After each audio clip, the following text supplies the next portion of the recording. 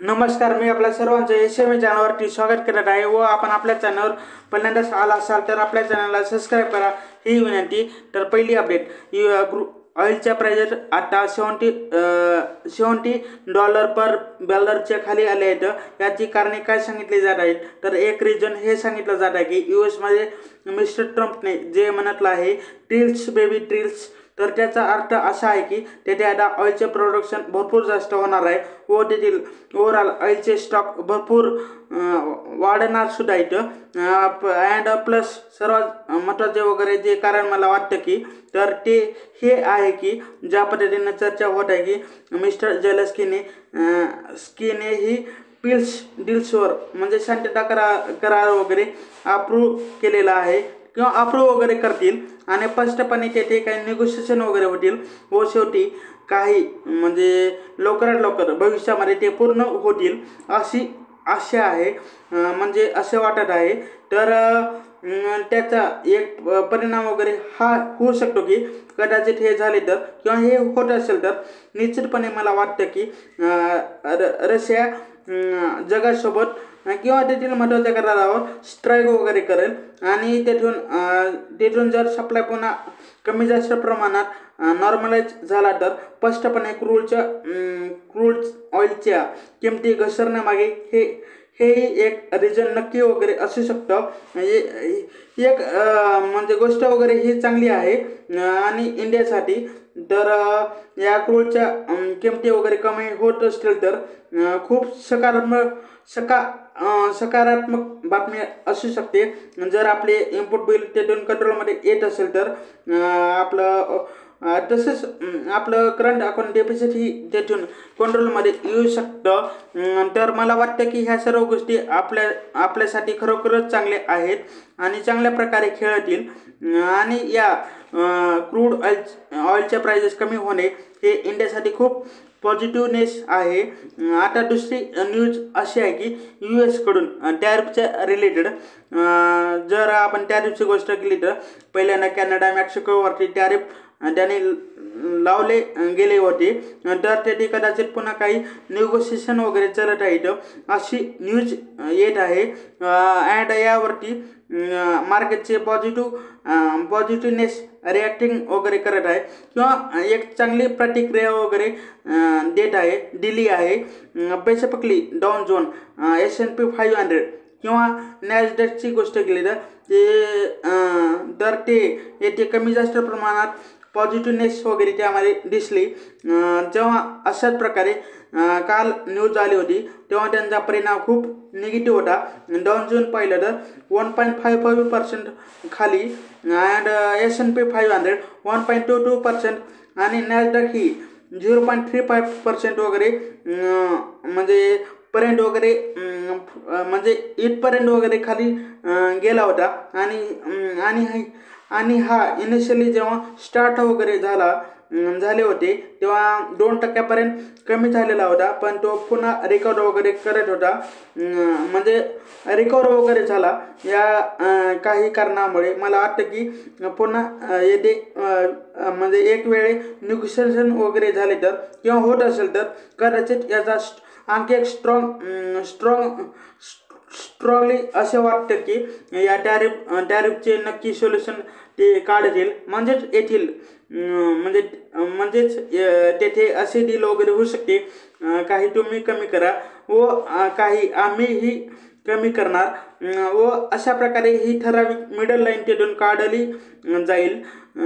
त्यामुळे हे शक्य तितक्या लवकर होईल, म्हणजे लवकरात लवकर होईल अशी आशा करूया व हे पर्टिक्युलरली म्हणजे अनसर्टनिटी जी आहे ती दूर होईल।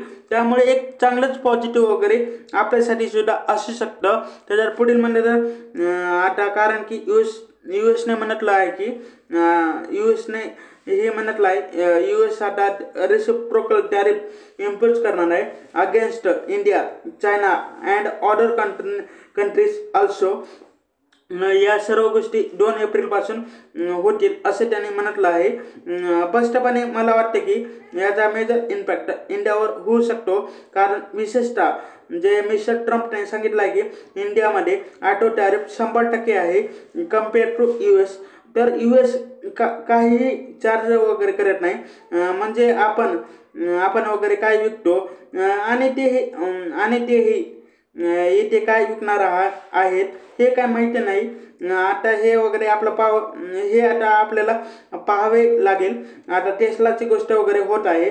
आता त्याचा थोडा इम्पॅक्ट वगैरे पडू शकतो आणि यामुळे काही EV इंडस्ट्री वगैरे डिस्टर्ब होऊ शकते, जे खूप अपकमिंग वगैरे दिसत आहे. बट मला वाटतं की तेथे एक म्हणजे अफोर्डेबिलिटी वगैरेही असेल. म्हणजे म्हणजे परवडणाऱ्या परवडेल अशाही काही वगैरे प्रॉब्लेम वगैरे येणार आहेत किंवा होणार आहेत. आता ते कसे होईल ते पाहूया व त्यामुळे त्यांचे सोल्युशन वगैरे कसे समोर येतील तेही पाहूया. पण काही ओव्हरऑल सेक्टर असुरक्षित आहेत, ज्याप्रमाणे केमिकल, मेटल्स प्रोडक्ट, ज्वेलरी किंवा ॲग्रिकल्चर गुड्स हे काही सेक्टर वगैरे आहेत ज्यांच्यावरती टॅरिफ हाईकचा जास्त प्रभाव पडू शकतो. आणि सिटी रिपोर्टने वगैरे एक एस्टिमेट वगैरे दिला आहे की $2 बिलियन to $7 बिलियन परिणाम भारताच्या ॲन्युअल एक्सपोर्टवरती होऊ शकतो. जर आपण 2024ची गोष्ट केली तर इंडियातून USला जे एक्सपोर्ट वगैरे झाले होते ते अराउंड $74 बिलियन होते, ज्यात pulses, James, pharmaceutical and petrochemical हे सेक्टर भरपूर जास्त होते. साहजिकच त्यामुळे कुठेतरी इम्पॅक्ट पडू शकतो. जर इंडियाचे ॲव्हरेज टॅरिफ पाहिले तर ते इंडिया US वरती जो लावतो, म्हणजे जे की US कडून भारतामध्ये ज्या वस्तू येतात त्यावर, तर ते अराउंड पाहिलं तर 11% आहे व US अराउंड 2.8% चार्ज वगैरे आपल्यावर वगैरे लावत असतो. स्पष्टपणे हा जो 8.2%चा फरक आहे तो मिस्टर ट्रम्प वगैरे त्याला मान्य करत नाहीत आणि ते म्हणजे सुचवित आहेत की नाही, तुम्ही आम्हाला चार्ज करत असाल तर सेम रेसिप्रोकल टॅरिफ आम्ही आपल्याकडून चार्ज करू शकतो. आता त्याचा प्रभाव आपल्याला पाहावा लागेल की ते किती एक्झॅक्टली वगैरे होईल. आता 2 एप्रिलपासून याचा इम्पॅक्ट होईल असे त्यांनी म्हटलं आहे. आता तेही पाहावं लागेल. त्यामुळे मेजर प्रॉब्लेम आपलं India, China, EU, Brazil, Mexico, Canada या सर्व कंट्रीजना याचा परिणाम वगैरे होत असल्याचा दिसून येत आहे. पुढील अपडेट चायनाकडून तर USचे टॅरिफ असूनही चायनाने सुमारे 5%च्या आपलं बुलिश ग्रोथचे वगैरे टार्गेट त्यांनी निश्चित केलं आहे. म्हणजे त्यांनी 2025साठी त्यांनी गोल्स 5%च्या ग्रोथचे वगैरे ठेवलं आहे,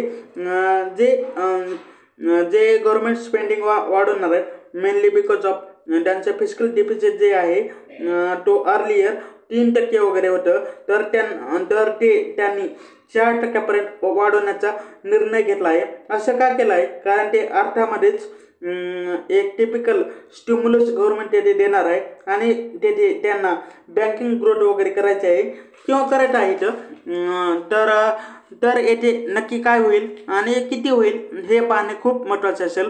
बट थोडीशी प्रोॲक्टिव्ह फिस्कल पॉलिसी वगैरे घेतल्या जात आहेत गव्हर्नमेंट ऑफ चायनाकडून. हे मेजरली ग्रोथ बूस्ट करण्याचा प्रयत्न आहे.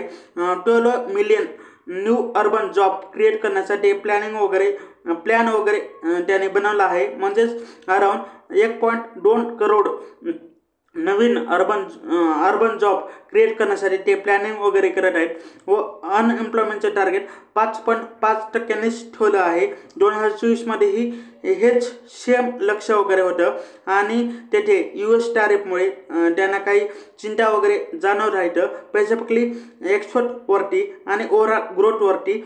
आता ते कशा पद्धतीनं ते चॅलेंजेसमधून बाहेर पडतील चायना ते पाहावं लागेल. तर हे ॲक्शन घेतले आहेत, त्याचा एक्झॅक्टली इम्पॅक्ट काय होईल ते पाहावं म्हणजे बघायचे आहे. होपफुली नेक्स्ट 1 आणि 2 क्वार्टरमध्ये याचे रिझल्ट मिळण्यास सुरुवात होतील. तसंच पुढील म्हणजे ना आता गॅलेक्सी आपलं सर्पेटेक्स बद्दल वगैरे बोलूया. तर तर तर त्यांचे ग्लोबल प्रेझेन्स एक्सपांड करण्यासाठी ते प्रयत्न करत आहेत. तर ते काही स्ट्रॅटेजिक कोलॅबरेशन करणार आहेत. त्यांना ओव्हरसीज प्लॅनिंगसाठी ते काम वगैरे करणार आहेत. आणि त्यांचे जे engineering procurement and construction services provide करणार आहेत. त्यांचे फायनान्शियल डिटेल्स आत्तापर्यंत समोर आले नाही. ड्यू कॉन्फिडेन्शियल बिकॉज लिस्टेड कंपनीमध्ये थोडीशी म्हणजेच डेटा वगैरे शेअरिंग करावी लागते. अर्थामध्ये ती पर्टिक्युलरली डिस्क्लोजर केवळ एक्सचेंजवरती तर द्यायला पाहिजे असं मला वाटतं. परंतु अशा तरंगत बातम्या काही बातम्या वगैरे न्यूज रिपोर्टमधून वगैरे दिसत येत आहेत. तर ही कंपनी नेमकं काय करते, तर ही company home care, personal care आणि इंडस्ट्रीजसाठी विशेष म्हणजे प्रोडक्शन प्रोडक्ट वगैरे बनवणारी सर्वात मोठी एक मॅन्युफॅक्चरिंग कंपनी आहे. तर ही म्हणजे चांगल्या प्रकारे वगैरे यामध्ये काम करत आहे. आणि यांचा प्रोडक्ट पोर्टफोलिओ पाहिला तर त्यांच्याकडे 205 म्हणजे 205 पेक्षा जास्त वगैरे प्रोडक्ट सध्या आहेत. तर शेवटी आपल्या व्हिडिओला लाईक आणि चॅनलला सबस्क्राईब करा. ही विनंती. हा व्हिडिओ पाहिल्याबद्दल धन्यवाद. थँक्यू.